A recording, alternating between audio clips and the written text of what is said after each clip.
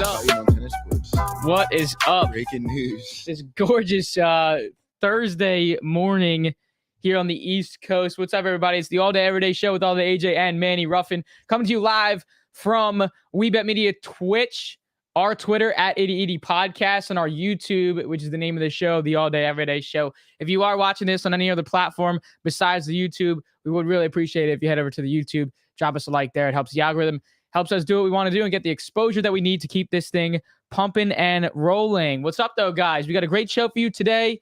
We're talking about the Colorado Avalanche to start hoisting Lord Stanley in Tampa, taking down the two-time defending champion Tampa Bay Lightning. Also, a PJ Tucker moving over to the Philadelphia 76ers. Way to go, James Harden. Taking a little pay cut to help the other guys get some money, build more of a roster in depth. And then also Jalen Brunson on that factor as well. And then more on LIV Golf because, guys, people, at least on social media with these clips, are just loving what we have to say about LIV Golf in a bad way. They just love to find a way to disagree. But all right, let's get into the Colorado Avalanche hoisting Lord Stanley in Tampa. Now, here's the thing with this. All I got to say on this mainly is if they found a way to lose this game, which I did think that the Lightning were going to win this game. If they found a way to lose this game, I thought this was going to be an easy win for Colorado in Colorado for Game 7, simply because they weren't going to lose two Stanley Cup clinching games at home. They would have lost. That means they would have lost Game 4 at home. Or Game 5 at home and then go to Game 7 and lose Game 7 at home. And the fact that a lot of people were saying, like analysts and, sports betting guys on social media, all of them are like, yo, if the Lightning win Game 6, they're going to go and win Game 7 in Colorado. No chance, bro. This Colorado team, with how fast they are, there's zero chance that they were going to lose that game in Game 7 and lose this series and lose the cup and let the Lightning come from way behind to win this whole series, being down 2-0. But I want to read some stats here, things that have come out on, and we've said this multiple times about when series ends and season ends for these players and these teams in the NHL playoffs. They like to finally release what the injuries that these guys are playing through. And I remember at the beginning of the series when the Penguins lost to the Rangers in the first, I have to say that, it gives me a little helpful with the Rangers there. But Pat McAfee was on a show talking about how crucial it is to hear what these players were actually playing through. So I'm going to read through these names here in the Tampa Bay Lightning on what these guys actually played through throughout this postseason and not only, the entire playoffs for some of them, but mainly the Stanley Cup final. First is Braden Point.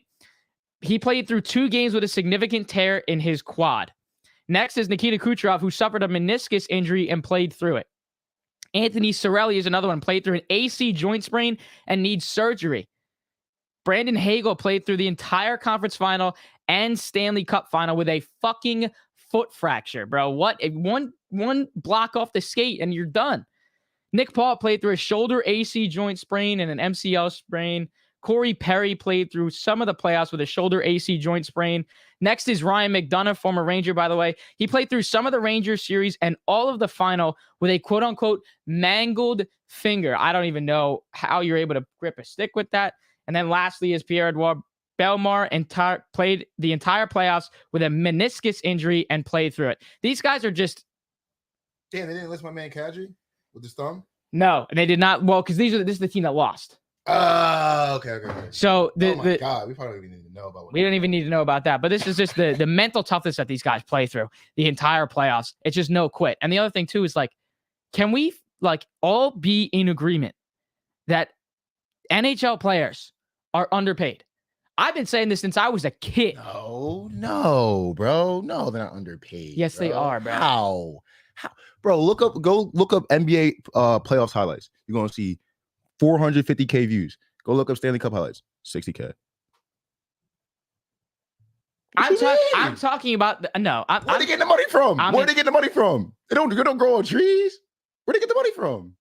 Who's watching? We had James Harden about to sign for $47 million, and these guys are lucky to get $8 million. Millions of people watch. Why do baseball players get paid so much?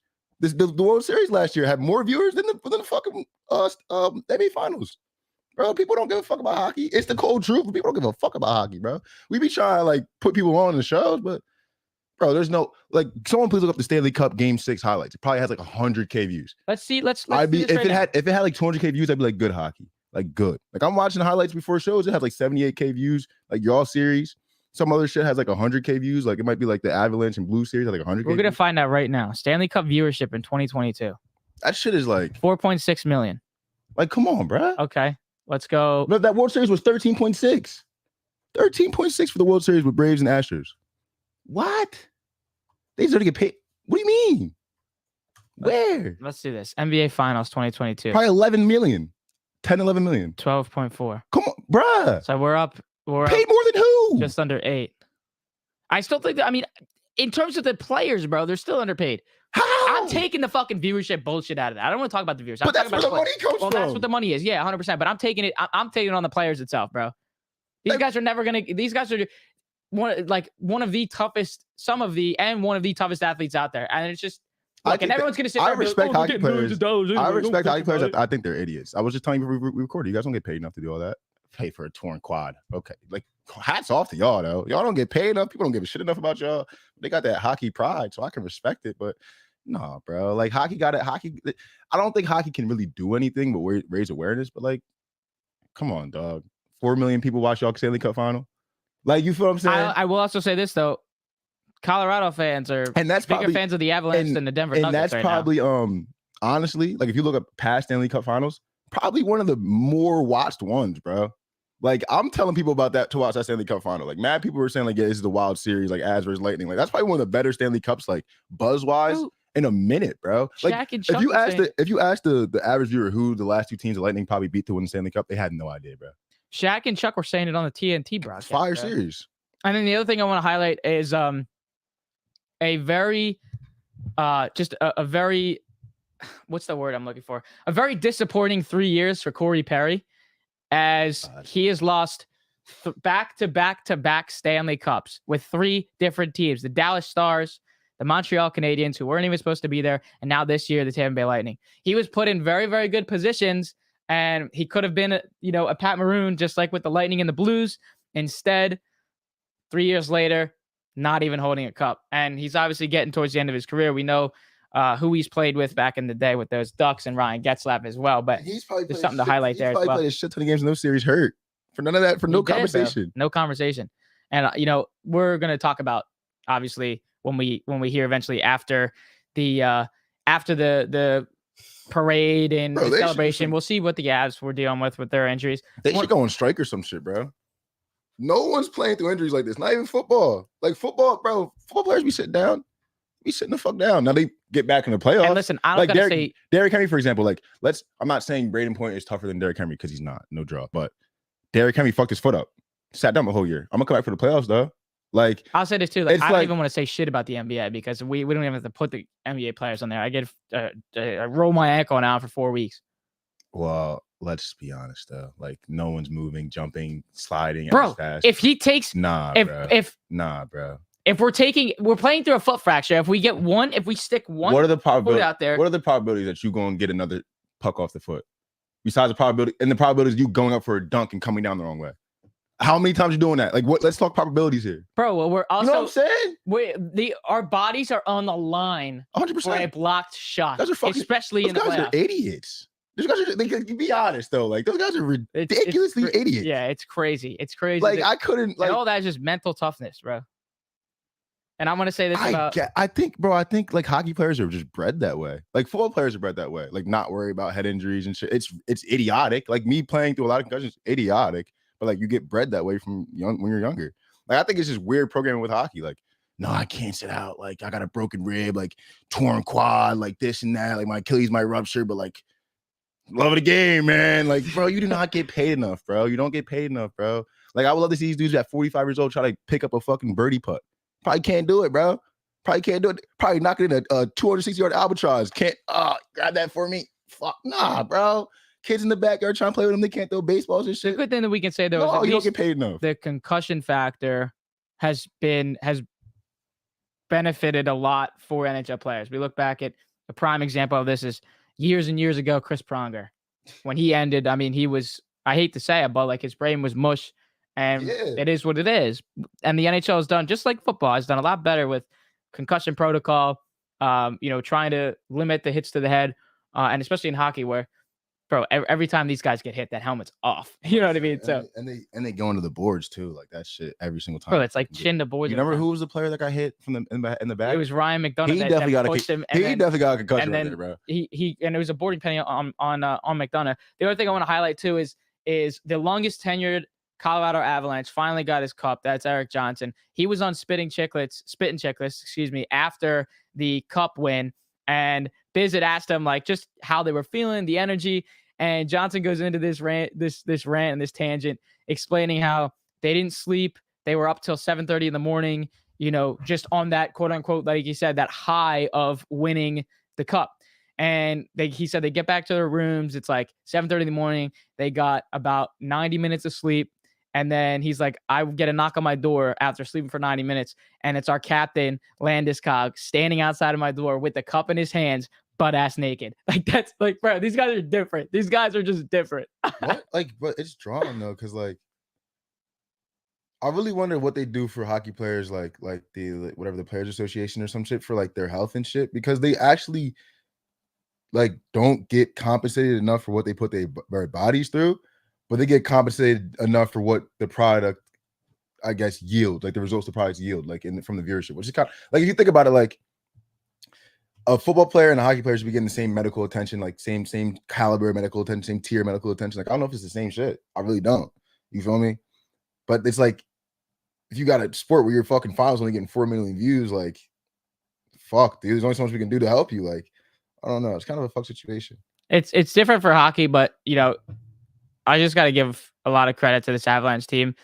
They also, like, they were opened up as the favorites as well as the Lightning. And that is what it is. And we can talk about that big bet as well. $500 on a free bet with the Warriors to win, the Avalanche to win, and the Rams to win. I saw Gino from Bet Openly. He did a whole video on it and said that he was confused that the last thing that he said, I'm kind of doing it in reverse and how the video went, but the last thing that he said is, how bad do you have to be at betting to get a $500 free bet? That's the last thing he said. The other thing that he said is he got the Rams, and I think it was week 8 in this video, in this TikTok, in week 8 or week 9, he got him at 1,100. So then he's like, he got the Rams at, this guy on BetMGM got it at plus 1,000. The next was he was like, there's no way that the Warriors were 600 then. They were right around, probably around 1,200 then, if we're in week 8, week 9 of the NFL regular season. And then he's like, you know, the Avalanche still, that was plus 600. Like, I don't know how that lined up with this and this. And I'm like, I don't know. Like, let the guy. I'm listening to you talk, and I'm just like, bro, I don't give a fuck. He won $270,000. He got to watch it with his family. The video was super cool. Winning all that money, pretty cool to see that kind of stuff too. I don't get into that. It's literally the bet of a lifetime. He placed this, these odds don't match up. And also, like, bro, it's different sports books, so like, you never know. It's BetMGM. It's not FanDuel. It's not DraftKings. It's BetMGM. But nah, like, I don't know. I'm not trying to start nothing, but it's like kind of like trying to discredit the ticket. Like, oh, how bad do you have to be to get a $500 free bet? Like, you might just be like a slightly losing better, but you can bet 5 G's a weekend.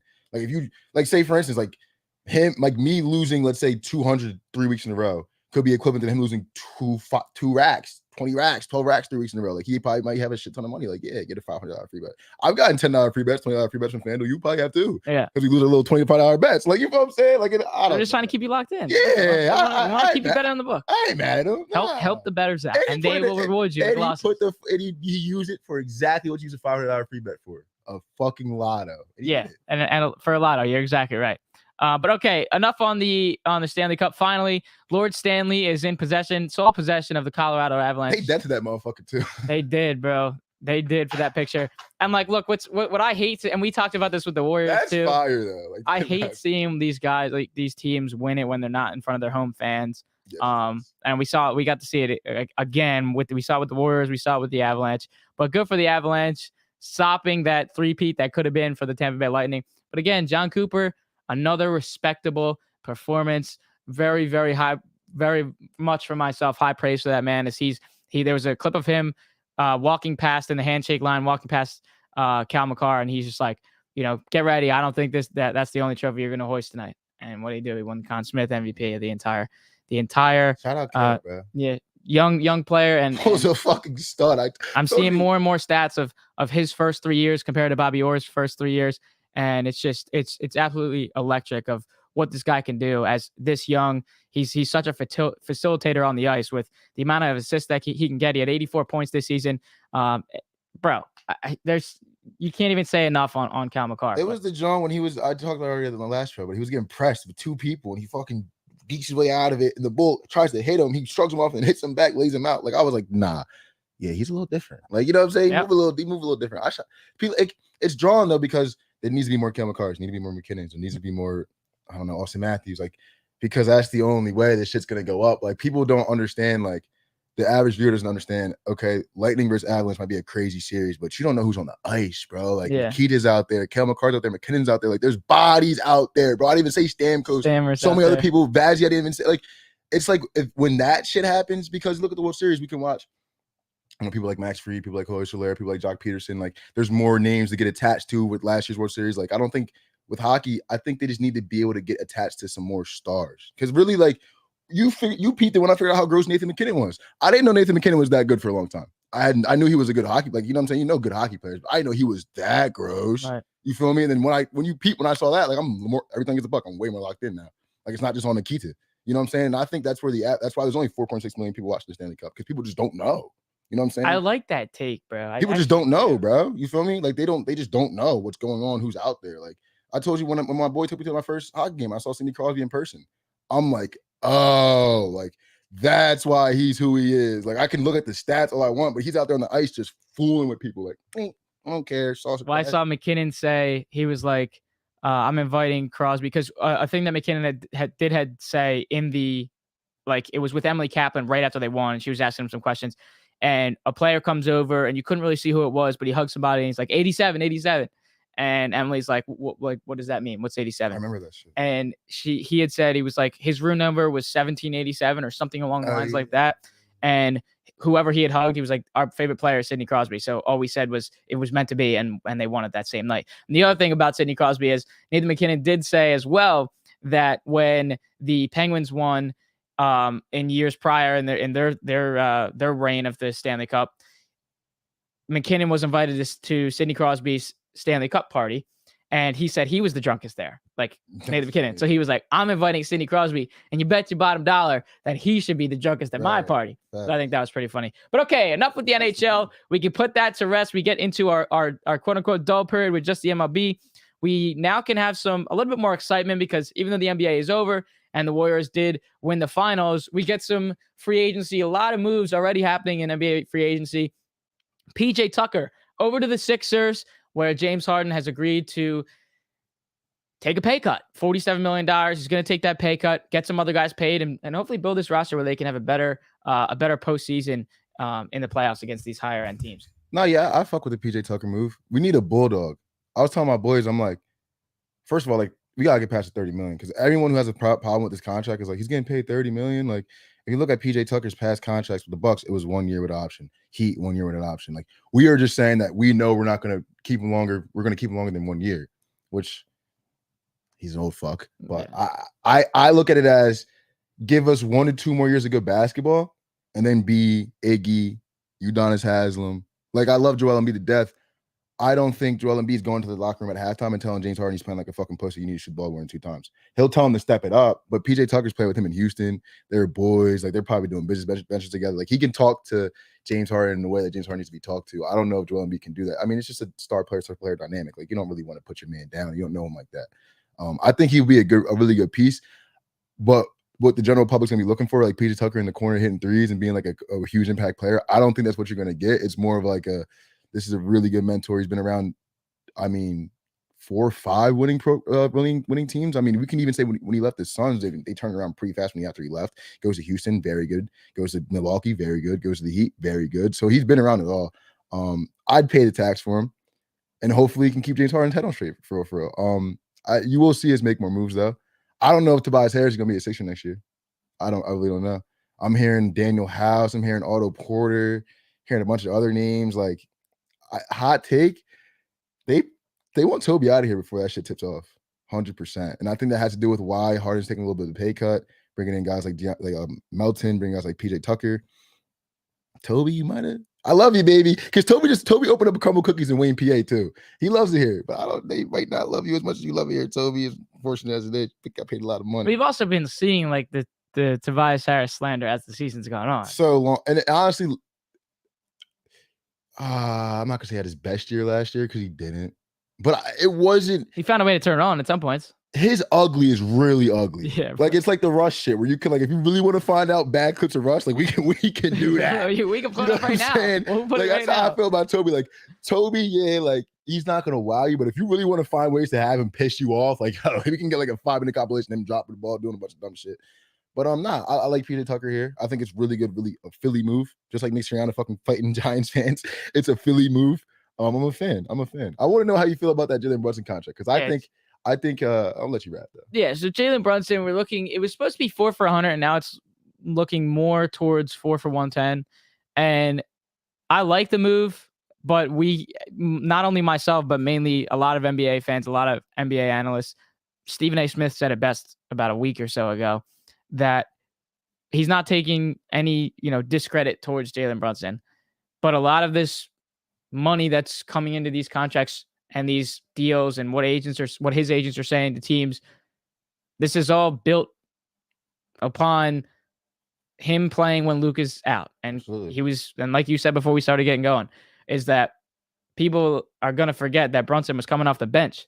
So another thing with that too is like he had to step up when Luka was not there early in these playoffs and he was dropping 40, 40, 40, 40, 40, 40, 40. And like there he gets all this attention because it's the playoffs. Luka's not there. Can the Mavs even survive without Luka? And sure enough, they were able to because Brunson came out and did his thing. So like, again, it's no discredit for me because he's coming to the Knicks and I want to see him succeed. I want to see him work with RJ Barrett and the whole gang, and Mitchell Robinson's re-signing.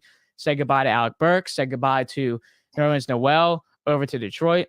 And look, I think this is a good move for him. They needed a little bit more of a guy that can kind of run the floor. I don't know if Quickly is going to be that guy for him right now. I wish he was, but he can be a smaller 2 for them. I think that's the right move. I trust Jalen Brunson way more than I trust Quickly. The one thing about Jalen Brunson that like his stats aren't gonna wow you, but like for someone who's playing Luka ball, like in what I mean by Luka ball is like he's just dribbling the ball around the whole time. Like you're gonna get the shots whenever you happen to get him. Shooting 37% from 3, 50 from 2, on 16 points a game, differentiating minutes.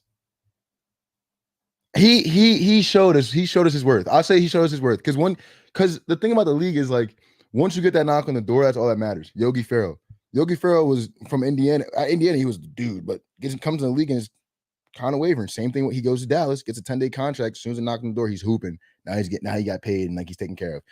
Jalen Brunson is probably another product of that. Just shot efficiently, wouldn't make a lot of mistakes. I'm 25 years old. You know what I mean? Like that. If he was 28, a little different here. 25. Villanova basketball product. Literally played my best basketball of my life when I had to in the playoffs, which is a big sign of your character. I just think like I sent you a thing of players that like he got paid more. Times changed. Like obviously this cap's gonna go up year by year by year. Like Terry Rozier's getting $100 million. Like so there's gonna be. I was just gonna say Terry Rozier was averaging 9 a game, and he's getting near max. Exactly. So times are changing. It's kind of like remember when Mike Conley got paid. Everyone was like, "What the fuck?" Like the league just has more money now. Guys, calm down. So I think it's one of those things. I think y'all might have got Nick though. Like I don't know. I just don't think he. I love Jalen Brunson, Villanova guy, love him to death, Jersey guy. Like I actually really am a big fan of Jalen Brunson. I just don't know if he is really what y'all wanted for real. I think he's in a better position to have a more like higher tier role in New York. Be way up. You know what I mean? So I think people are going to look down on it for the money, but I think if he can come out and perform and do the right things, then this is going to be a good fit for him because the Knicks need him to be one of those guys. Right now, we can confidently say this is RJ's team. No, exactly. And I hope Knicks fans don't get it confused. He's here to compliment RJ. He's going to be a player. Like, don't get it twisted, bro. Like, D-Wade was there D-Wade was complimenting LeBron. Like, let's not, shit happens like that. Clay compliments Steph. You know what I mean? Still a great player, but he's here to compliment RJ. So, like, I have like a concern that he might not put up 25 or 24 right off the bat. And people are like, yo, what the fuck, man? But he's not turning the ball over. He's playing great defense, keeping RJ Barrett's confidence up, giving Julius Randle the ball in the right spots. That's what he's there for. I was just going to say that's what he's there for. I want to bring it back to the point that you said about Tobias Harris, that he might not be there. I think the Knicks are going to try to make some more moves. And I don't know if Julius Randle's going to be there. Yeah. I mean, you know what I didn't like about Julius Randle? And I love him as a player. I'll say all my shit about him not having a right hand. I like Julius Randle. I did not like when the table started turning on him. He's on TV sulking, anything in the press conferences sulking. Doesn't seem as locked in with RJ as they used to be.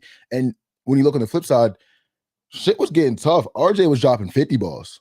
Like, he was trying to take the heat. Like, and that's more New York than I feel like Julius Randle. You know what I mean? And I wish that meant nothing but the best, but sometimes that shit, we look back, it, like, bro. He probably wasn't built to be the Prince of New York. We look back like 2 years ago, it was Julius Randle, it was Julius' team. It was like, yeah, bro, it was everybody was on Julius Randle. Then you look like a year later, and it's like, bro, what happened? But that's like the main thing with like Boston, Philly, New York, places you play at. Like, it's great when it's going great. Love it here when it's going great, Carson Wentz. You love it. High, super low. You love it here when it's going great. But once that shit goes down, like, can you really keep it going? Like, you've seen it with so many players in the last 5 years. They come through all those cities. You've seen it with so many players. I think that's probably what it is with Julius Randle. Like, these guys, prima donnas from birth.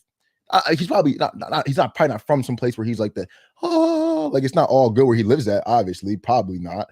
But you play intramural ball, AAU, high school ball. You're the guy. You're the guy. You're the guy. Go to Kentucky, play for Calipari. You're the guy. You're the guy. You're the guy. Get in the league for the Knicks. You're here to save the Knicks. You're the guy. You're the guy. You're the guy. Get the MIP. Make the playoffs. You're the guy. You're the guy. You're the guy. Then all of a sudden it just comes crashing down, and RJ's kind of ascending past you. Like, probably did fuck with him a little bit, bro, to be honest. Like, and I'd like to see how he bounces back. They might get rid of him though, because like that was bad last year. You can make some moves with that money too as well. Yeah. So I'm just eager to see if they do. You know, they cleared a lot of space with getting rid of Noah's Noel and Burks, and then I think if they were to give up, the next would be if they give up Taj Gibson, they clear up some more space. I think he's out the way too. So I didn't love you guys getting rid of Nerlens. I understand the cap because Nerlens wants to get paid. He's like an Andre Drummond. I'm not a backup center, but if I'm a backup center, I'm the best backup center in the league. Well, and with, you know what I mean? With Mitchell Robinson being on the side of somewhat injury prone, he was a great guy to come in when he was gone. And now I think they're just high on Jericho Sims. Yeah, they're betting on Sims a little bit. Respectable. I mean, didn't he fucking come in? What's the Sixers game? He had like 15 rebounds and no fucking points. Respectable. Like, that's a backup center. I do like Nerlens though. I think Nerlens is one of the better backup. Hey, let's not leave out the improvement that we're going to see out of the Detroit Pistons this year. Facts. With what they got with Cade, what they got in this draft, then you get Nerlens Noel to come in. You got Burks as well, who when he's on can go 5 of 8 from deep. Like, they might be all right. But I think it could be a decent step up from at least what we've been seeing from the Motor City team. I would love to see them. And it's funny because when I went out there for the Eagles game, that place is a dope city, a dope sports town, period. Like, you know how you walk through Philly, like you got Live, Xfinity Live, then Live Casino, then the stadiums. Like, it's kind of like that in Detroit. Like, Detroit, like, you're right downtown, like you're in the city. The fucking casino by the stadiums is like, you can walk outside and then back in, like you're still in the casino. Weren't you saying it was kind of like there's small though? It's small, but like Ford Field's right here. What the Tiger Stadium? Fuck me, bro. I forget what it's called, but that shit's right there, and the casino's right there. It gives you like a Philly feel. It's a dope sports town. Like, Detroit being good at sports is one of those things. Like, kind of needs to be a staple. Because when I was out there, I felt it. I'm like, ooh. That's kind of like what LeBron said when the Knicks made the playoffs last year. He was like, basketball is better when the Knicks are doing well. 100%. No, 100%, bro. And as much as I hate y'all fuckers, that rivalry's needed. Even the Nets needed, bro. Needed. And so now we can kind of head over to more LIV golf as we've started our second week of play in Portland, Oregon at Pumpkin Ridge Golf Club, where we have our team captains are pretty funny because the team captains are all pretty well-known names. Yeah. In the very calculated. Very calculated. Very calculated. You got one of the teams you want to highlight is Dustin Johnson's captain of this team. He's got Taylor Gooch on there. Pat Perez is on there. Bro, I fuck with Pat Perez low key.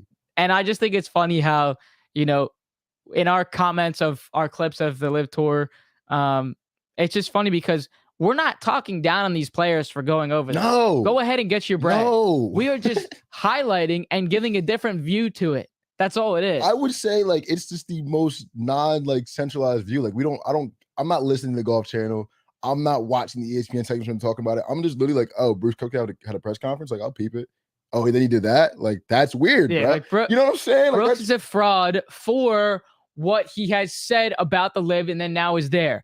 No one said he was a fraud in general, and he's got 4 majors. I didn't want to hear that bullshit. Like, nobody said that. But the comments are like, oh, you're saying Brooks is a fraud? He's got 4 majors? No one said that. that just means you didn't see the press conference where he said this about the LIV, and now he's there. I don't want to hear that. And then he said he made his decision after the U.S. Open, which it could have happened, but he said it in the LIV conference. In the LIV conference that you watched, he said that they were talking about since 2019. So did you really come to your decision after the U.S. Open, bro? Like this was in your mind. Chase was over there, bro. Like you and Chase wasn't FaceTime after the first draw. And they're playing on the same team this weekend. Yeah, and Brooks is the captain. You know what I mean? It's all good though. It's all good. It's funny though. I kind of had like a different take on Pat Reed after this, and I know he's a fucking. He's on rat. That team too. With Dustin. You know what's funny? He sits up there like a little rat too. Like he sits up there with he's a little rat, with the smile. You know how Pat is up there with the ice on his wrist and shit. But like I would like to know the difference in scheduling because he's claiming he has all this time with his kids and shit. And something that was actually I feel like was correct. Where they're saying it's like in the PGA Tour season, like you have 3 weeks on, right, and maybe like 1 week off. But in that 1 week off, like you're getting ready for like the Open or something like that. Respectable, because you can't really take time off if you want to get money from the FedEx Cup. You feel what I'm saying? Like you gotta play like 25 weeks at least, bro, if you want to be in the FedEx Cup, like the top 30 and shit. So I can see it.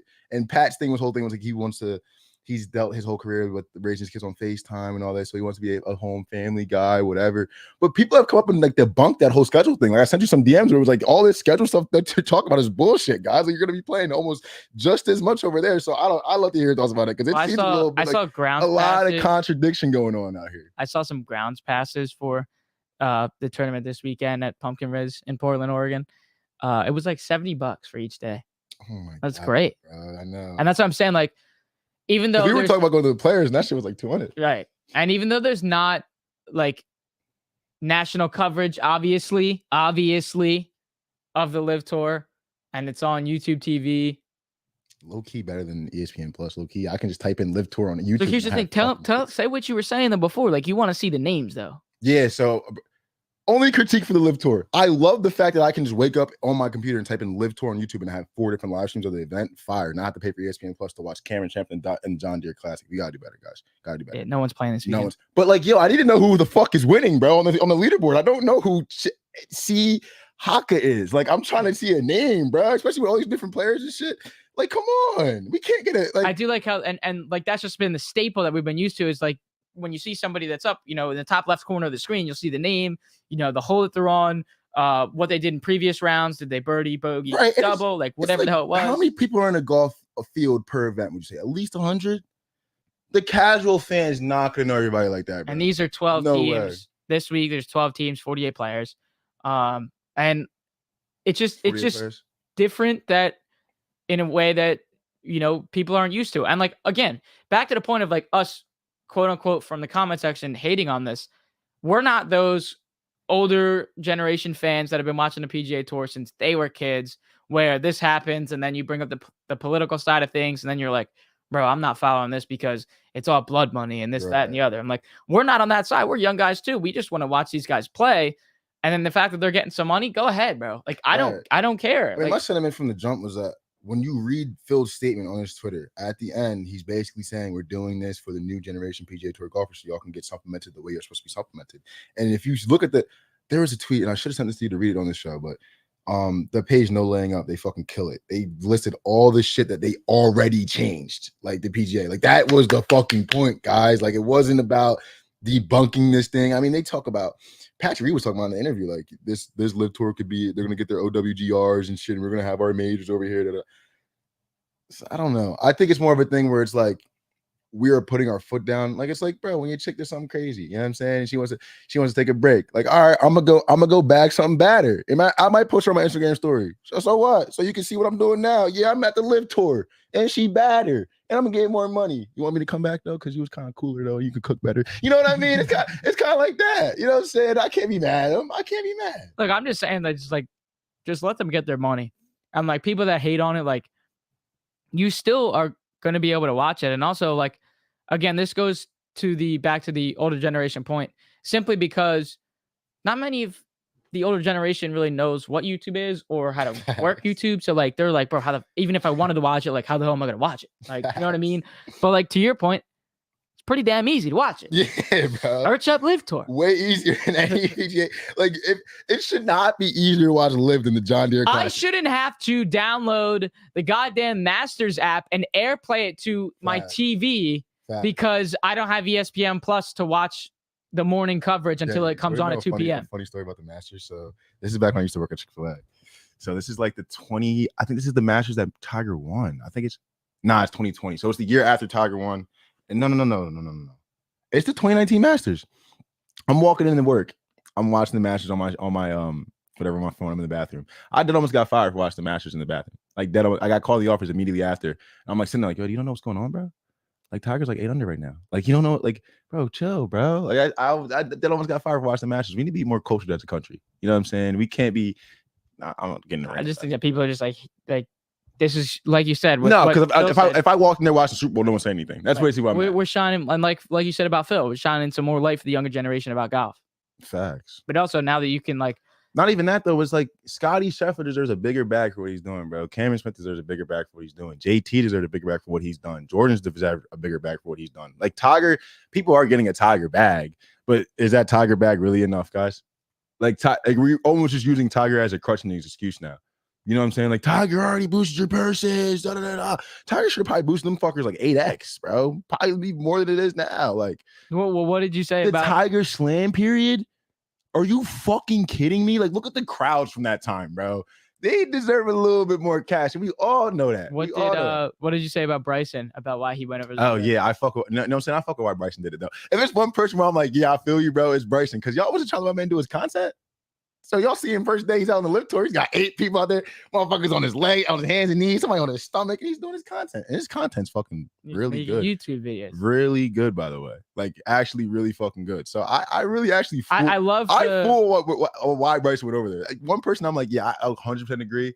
Bryson and low key Phil. Like low key, I agree with Phil. I love kind of like the creative like leeway that they're getting. Bro, everyone should in this instance as well for with Bryson. Garrett and GM Golf, like they wouldn't let him. Like yeah, when he was in when GM Golf, Garrett Clark was playing in college, he was filming, but then he was told he couldn't post those videos, and then he was like, "All right, I'm done. I'm just gonna go keep doing my videos." And now look at him now. Who are they harming? Like realistically, same thing.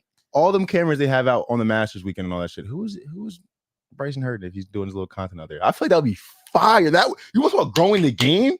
Imagine the Bryson December week-long Masters vlog. And you get like the Are you kidding me? You get him on the mic, almost not like he's mic'd up, but from the mic of the camera. Yes. For his YouTube, you can hear him talking to the other guys. And even like the low key tournaments, like a lot of people not know about like the Waste Management Open. People not know about like the history of the Travelers. So imagine he's doing like a week long of content out there, showing people that are new to the game, like, yo, these tournaments are dope too. Like, I don't know. I shout out Bryson though, because I was hating on you a little bit, bro. I fuck with you for that, low key. I just think it's a different way of looking at how we're gonna view golf in these coming years, and if this money that these guys are getting, does that quote unquote dry out? Mm-hmm. If new guys come in later, that's at least what I've been thinking about. Is if the LIV starts to create this for the guys on the tour, on the PGA tour, if LIV decides to create this almost FOMO, then those guys are like, all right, you know what? I'm done with the PGA tour. I'm going over there. But then they're like, I can't give you that much money. I don't got 150. I got like 85. You know what I'm saying? I got like 70. Then people are gonna be like, oh well, they're not gonna run out of that money. No, I don't care, bro. They aren't though. One thing that's too, if you're not like the golf like purist like I am, like if we're just like a casual golfer, you love golf on the weekends and love watching people hit good shots. This is fire. Like I have 2 tournaments to choose from. I can just watch good players hit good golf shots. Like fuck the politics. Fuck my 50-year-old dad's feelings. No draw, dad. I understand. But I remember I was talking about like the tour and like we were talking about money, and he was like, "Well, like the PGA still pays 55% of their purse to the players, whatever." I'm like, "Yeah, bro, but it's still not enough, man. Like that golf pure shit off my face, bro. Like Scotty needs to be making a bag for what he's doing." But I do want to give some like respect to Colin Morikawa, because he's in that press conference weeks ago. He owned it, and then he also said like, and we spoke about this already last week or 2 weeks ago. What Morikawa said, where he's like, I always grew up and I dreamed of making big putts to win a major, or big putts to win an event on the PGA Tour. So you also have to give some respect for those guys that are sticking around, because it is the PGA Tour. And also, like, I'm eager to see the difference in crowds once people get more, involved with the LIV Tour, and you see the big names from the PGA Tour that are there. Are they going to go to those LIV events? Are they going to pack the crowds there? Or are we still going to see these big time majors, even these big time events like we're seeing this weekend with the John Deere Classic. I even look at the Travelers. The Travelers was jumping, bro. When Sahith was doing his thing and Xander was going at him, we're going back and forth at it. They're still going to be jumping because the thing what's cool about the LIV Tour and these guys leaving it opens the door up for like a Thorby, whatever the fuck his name is, and Sahith and all these guys coming in, like these new rookies. I think it's pretty cool. Like it could, I don't know. I'm not gonna say it could help grow the game, which it probably will because more golf to watch, more people watch. I mean, it probably would grow the game, honestly, but it just gives people a chance to get to know these other players that you might not have been paying attention to as much. Like I didn't know who Sahith Theegala was until like a month ago, really. I didn't know until about 2 weeks ago. Thorby, I didn't know. I remember we watched it. We didn't watch it, but I was like, yo, isn't that Thorby dude in a good video? Like now he's about to win the Travelers. Like that shit is dope. It even helps me want to watch more of these amateurs. Like, oh, these guys are gross, bro. You're sleeping on a lot of players. So I don't know. It's like a two-sided coin. You know what I mean? I happen to be on that other weird side of the coin, like to be honest. Yeah, and as we can kind of wrap up this LIV Golf conversation, it's just that dude's name, bro? It's gonna be. I'm just, personally, I'm just eager to see how this is all going to unfold in these coming weeks, right? We're getting into the heart of the summer here. A lot of PGA Tour golf, a lot of LIV golf, but also let's not forget, like I said at the beginning, we are in this dead period. So it's baseball, and if you're not a golf fan, then I guess you got to get on board because what else are you going to watch unless you're focusing on NBA free agency and waiting for some trades in other sports and what guys in the OTAs and off season, or you're waiting for Hard Knocks to come out in August. Like, yeah, please. You know what I mean? You're waiting for Eagles open practices and shit. Yeah, like you're waiting. So I would just say just get on board with what's going on. But are you trying to find his name? I'm trying to figure out how to pronounce this shit. Well, I'm on some goofy shit. I'm sorry. Are you just watching his pronunciation video? Michael Torbjornsson. There you go. All right, so I gotta stop calling him Thorby. Torbjornsson. Gotcha, bro. Torbjornsson. We're gonna get him on the show and ask him how to really pronounce. You know what I'm saying? Someone send him the clip. Fucking A. Someone send him the clip. But guys, have a great weekend. We're here live on WeBet Media Twitch. You guys can follow us on our Twitter platform at 8080 Podcast on Twitter, at 8080 Pod on Instagram, and the name of the show is the All Day Everyday Show on TikTok and YouTube as well. If you guys have been watching on YouTube, or if you have been watching on any other of those platforms, head over to our YouTube, drop a like and a comment. It does help us with the algorithm. It does help us get the exposure that we need to keep doing what we love. We appreciate you guys. We hope you will stick around next week, Thursday morning, every single week. You've been listening and watching to the All Day Everyday Show with All Day AJ and Manny Ruffin. My name is Alex Jacobs, but you can call me All Day AJ. We'll see you guys next week. Hit your bets. Stay well. We'll see you guys next week. Have a good weekend, guys. And watch some golf, man.